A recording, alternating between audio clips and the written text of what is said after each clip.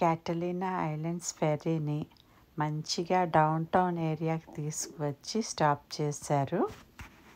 Most of the places walkable అన్నమాట. Only మేము view points చూడటానికి బస్ అయితే ఎక్కాము. ఇక్కడ అన్నీ కూడా చాలా ఎక్స్పెన్సివ్.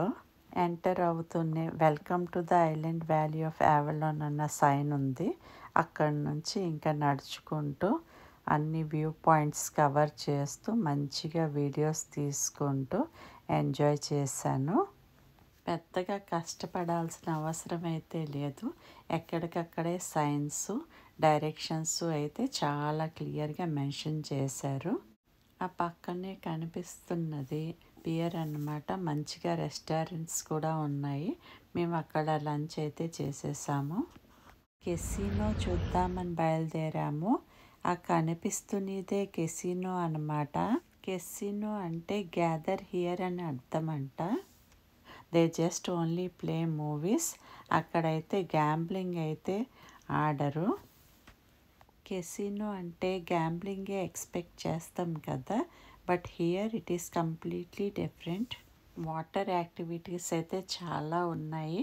కానీ మా హస్బెండ్ వెదర్ కొంచెం కోల్డ్గా ఉందని చెప్పి అస్సలు వద్దన్నారు.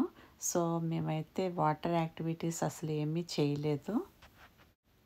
ఈ ఐలాండ్ చాలా చాలా కోల్డ్గా ఉంది.